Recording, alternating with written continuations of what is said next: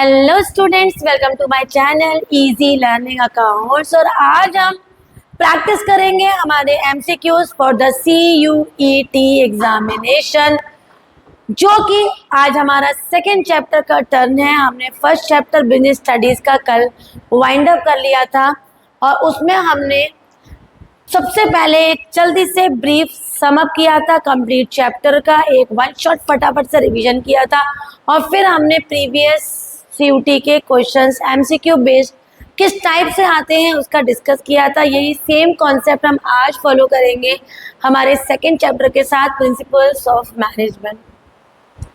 Chapter के questions करने से पहले हम एक बार शॉर्ट रिवीजन लेते हैं चैप्टर का बच्चों, और वो रिवीजन के लिए हमें सबसे पहले रिकॉल करना पड़ेगा all the 14 principles of Henry Fayol, जो कि एक माइनिंग इंजीनियर थे।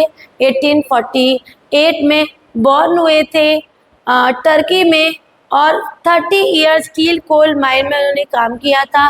Father of general management, father of administrative management, father of management studies and thoughts उनको कहा जाता है। और उन्होंने 14 प्रिंसिपल दिए इनिशिएटिव, जिसमें हम अपने एम्प्लॉय के सजेशंस को भी वेलकम करते हैं। यूनिटी ऑफ कमांड, जहाँ पर हमारा केवल एक ही बॉस होना चाहिए कमांड देने के लिए। Unity of direction, one unit one plan होना चाहिए। ऑर्डर, जिसमें हमारा मैन और मटेरियल अपने सही जगह पर होना चाहिए।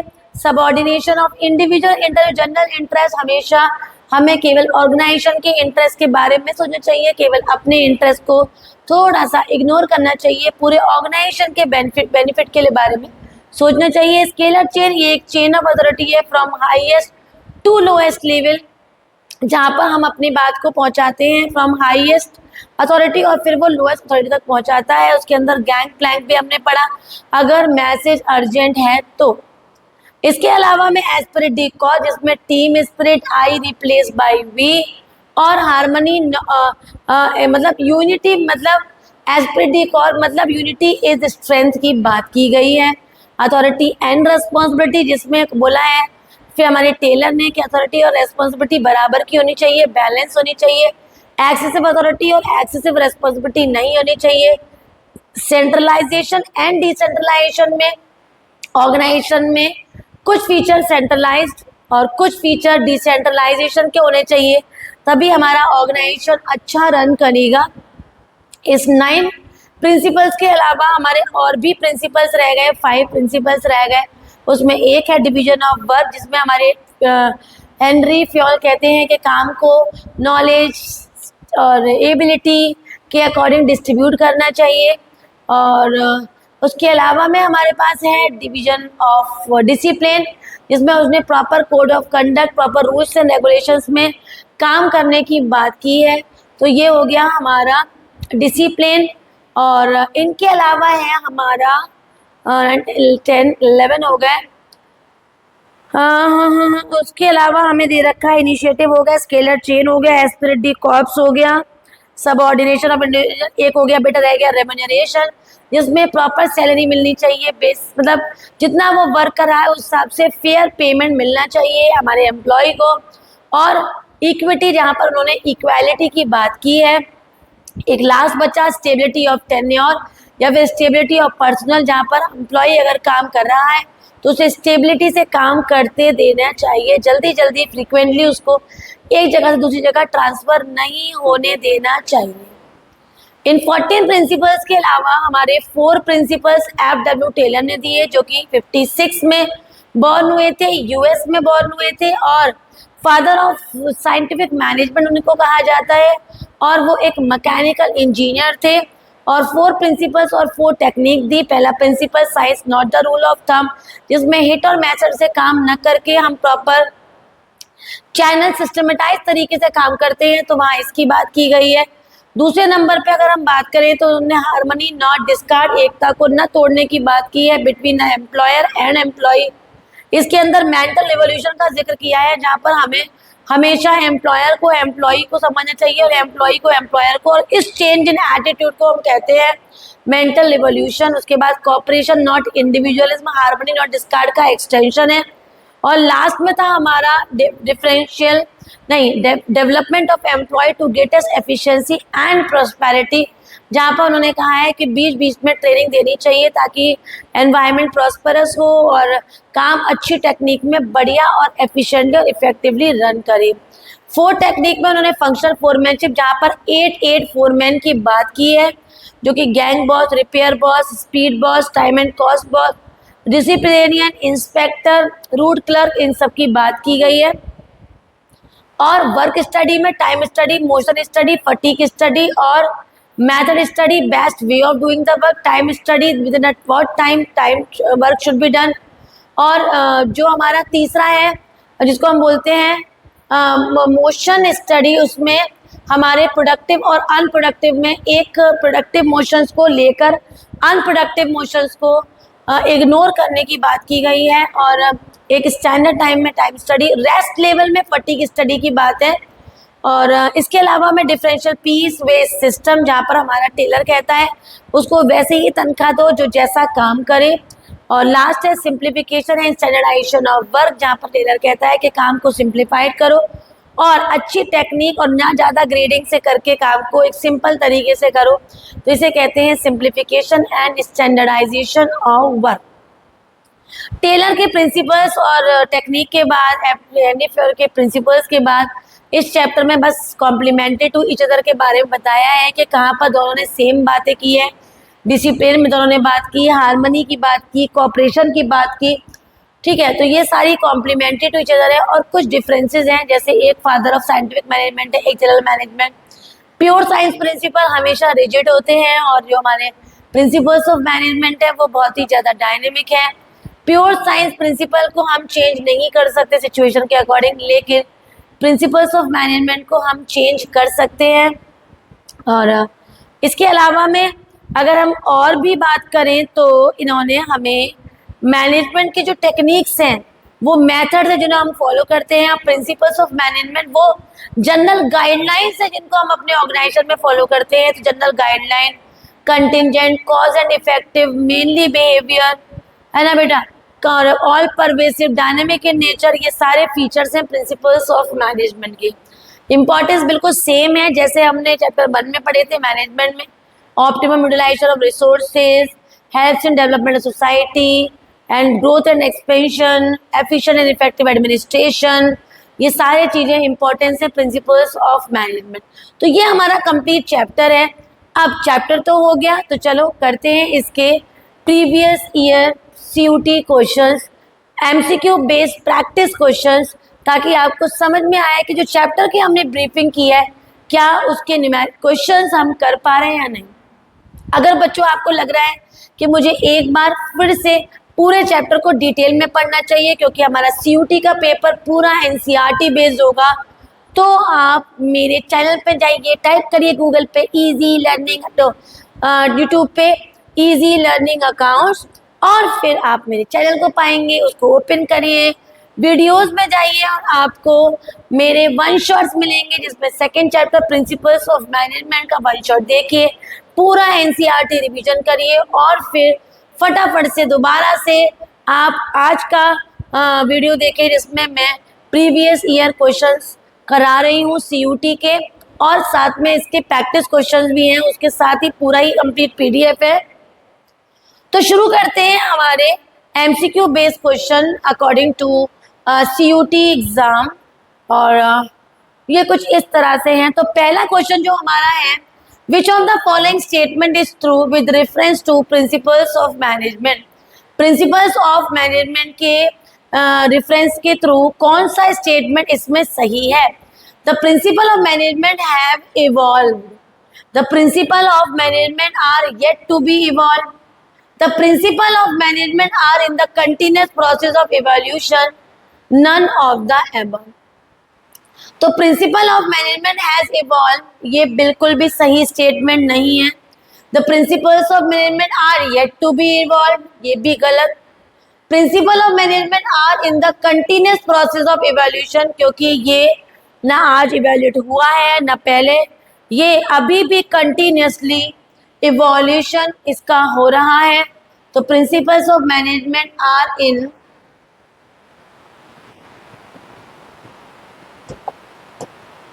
Principles of management are in continuous process of evolution, तो answer is C. Next question है by professor F W Taylor was, तो अभी मैंने आपको बताया था कि F W Taylor mechanical engineer थे और हेनरी फ्योल हमारे माइनिंग इंजीनियर थे। The principle of pure science is considered to be dash in nature, the principle of pure science is considered to be rigid in nature, और principle of management dynamic मतलब flexible in nature. Which of the following statement best define the techniques of management? तो techniques of management क्या है? तो the set of guidelines to take decisions and actions, procedure which involves a series of steps to be taken, they are general rules for behavior of individual या none of above। तो इसका answer B होगा। जो techniques है वो हमें procedure बताती हैं कि कैसे स्टेप्स को हमें लेना है और अपने काम को एकम्प्लिश करना है। वो स्टेप चाहे वर्क स्टडी का हो, उसके अंदर आने वाले time study, motion study, method study हो, फंक्शनल फोरमैनशिप, वो हमें सारे स्टेप्स बताती है।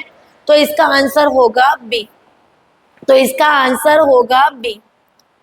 नेक्स्ट क्वेश्चन देख लेते हैं। तो नेक्स्ट क्वेश्चन में हमें पहला पॉइंट दे रखा है बच्चों, the principle of management has been developed in on the basis of observation, experimentation, दोनों ही यूज है, पर्सनल एक्सपीरियंस, तो आंसर होगा ऑल द एबव।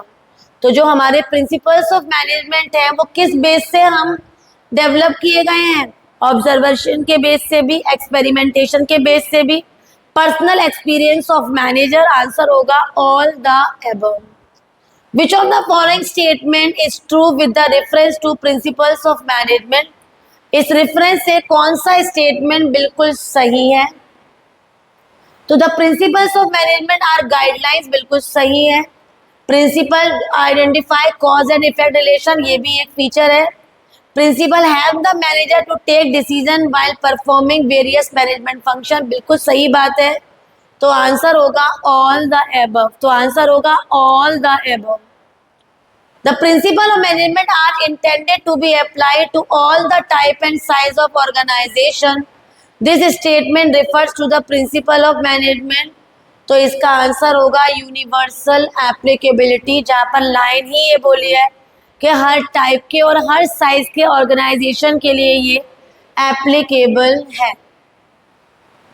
आगे बढ़ते हैं नेक्स्ट क्वेश्चन की तरफ। तो क्वेश्चन नंबर 8 हमें बता रहा है कि the principles of management do not provide readymade straight jacket solution to all the management problem because, को कह रहे हैं प्रिंसिपल ऑफ मैनेजमेंट कोई रेडीमेड हमें सॉल्यूशंस नहीं प्रोवाइड करता है मैनेजमेंट के प्रॉब्लम्स को, क्योंकि the business situations are complex, the business situations are dynamic, the business act as a, the principles act as general guideline.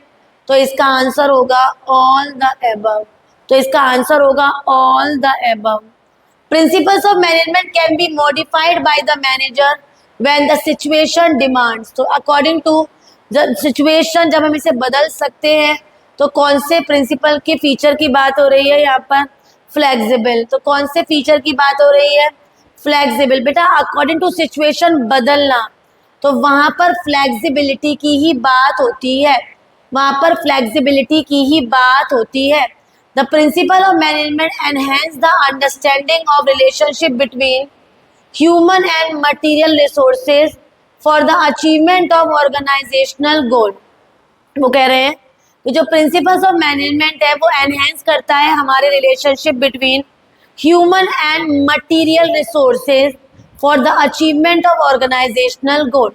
Identify the feature of principle of management discussed in the given paragraph. तो वहाँ पर किसमें कौन सा ऐसी line है जो हमें ये बता रही है कि रिलेशनशिप बताती है principle human and material resources का? तो इसका आंसर होगा हमारा मेनली बिहेवियर। तो इसका आंसर होगा हमारा मेनली बिहेवियर। 11 क्वेश्चन को देख लेते हैं अगर। तो 11 क्वेश्चन में हमसे क्या बोल रहा है?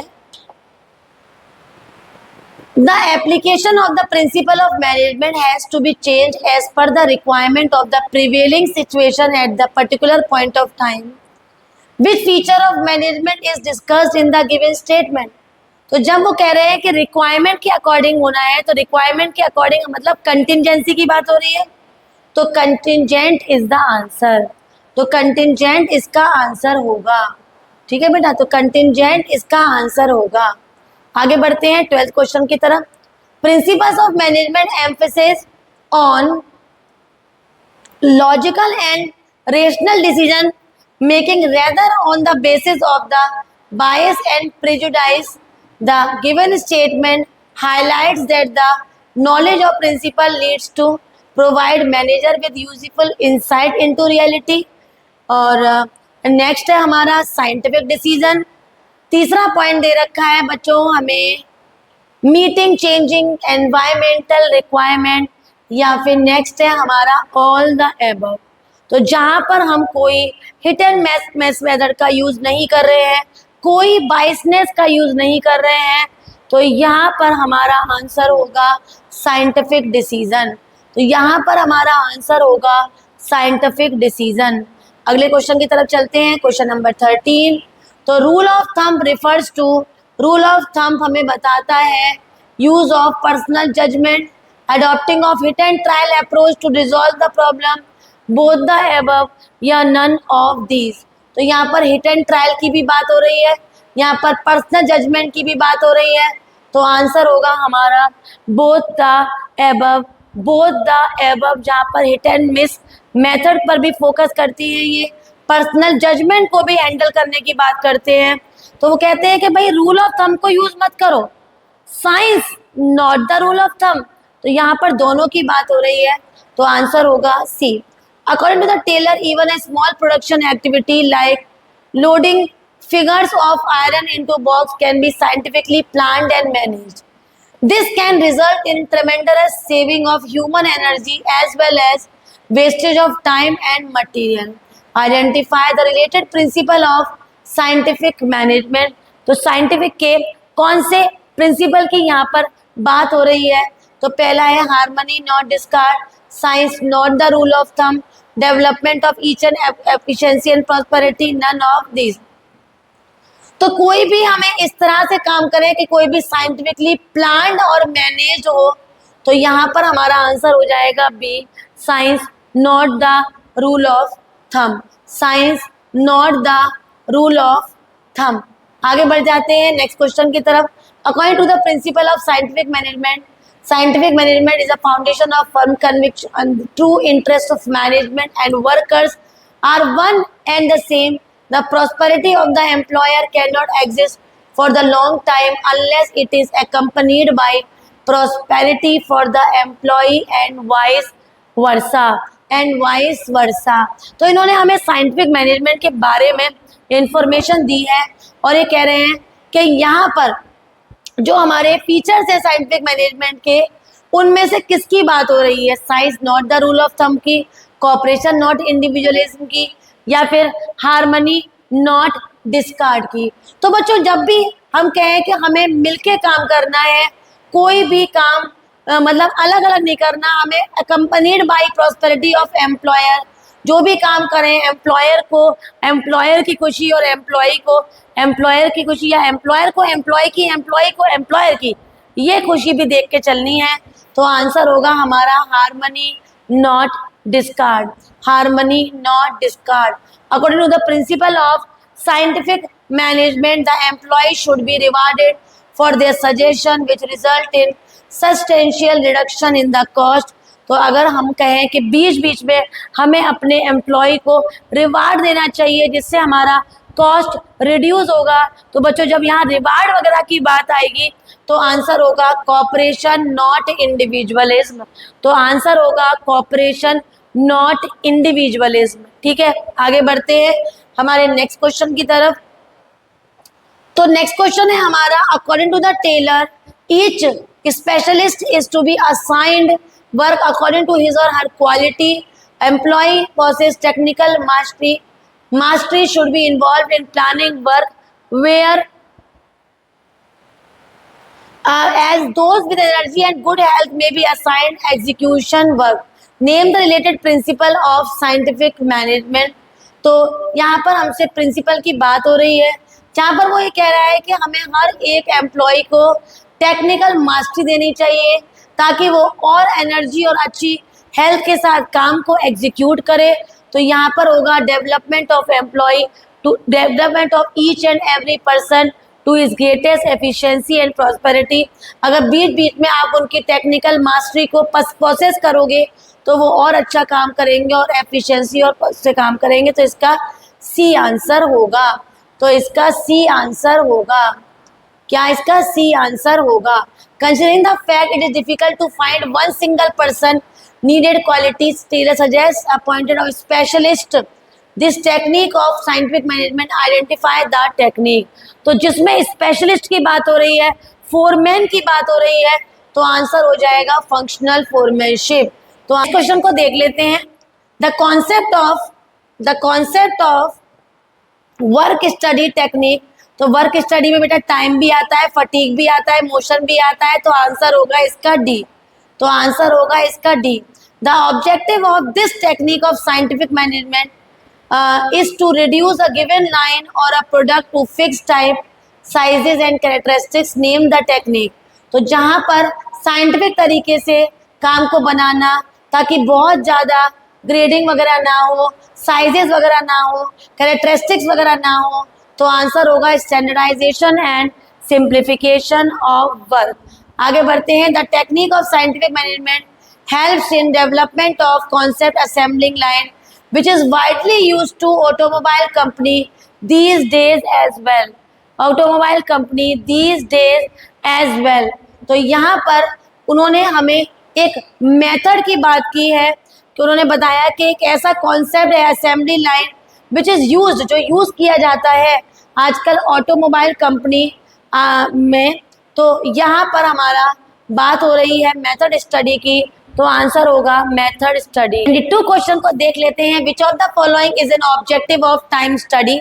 To determine the number of workers to be employed, to formulate suitable incentive schemes, to calculate the labour cost. अब देखो बेटा, अगर कभी इस क्वेश्चन में अटकोगे तो कैलकुलेट द लेबर कॉस्ट तो आंसर होगा ही होगा. Determine the number of worker to be employed ये भी होगा. ठीक है. तो जब दो हैं और ए और सी दोनों ऑप्शन नहीं है तो आंसर क्या होगा? All the above. तो आंसर क्या होगा? All the above. 22 को 23 देखते हैं.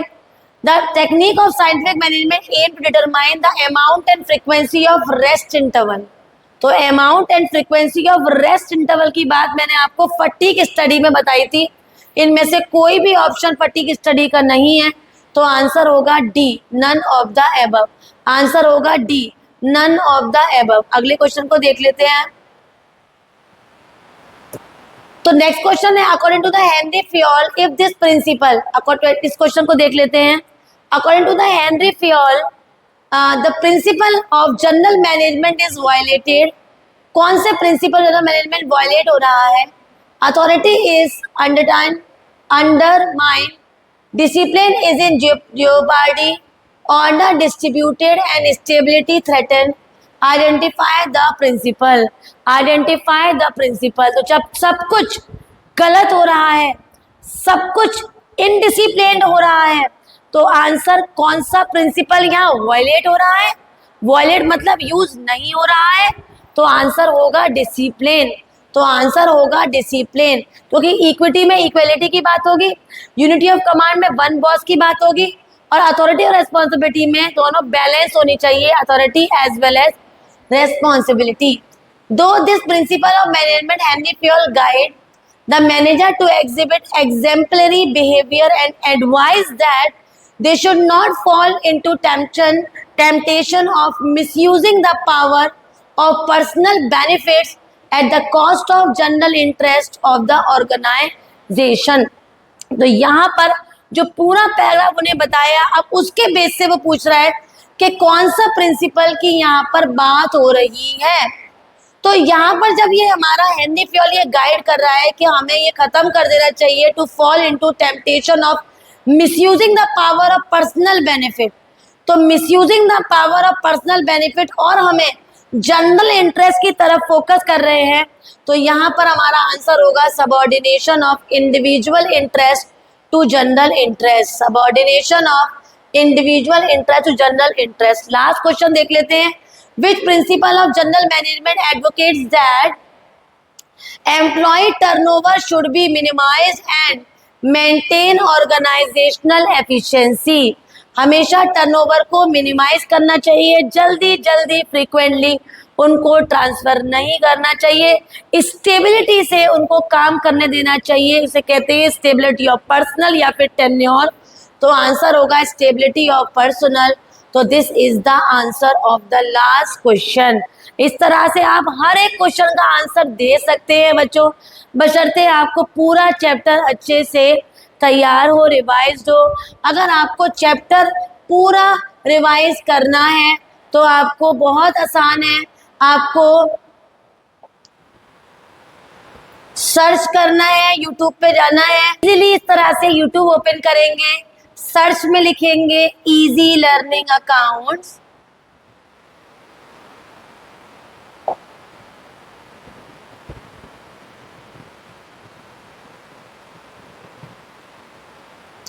और जैसे ही आप इजी लर्निंग अकाउंट डालेंगे आपके पास मेरा चैनल ओपन हो जाएगा।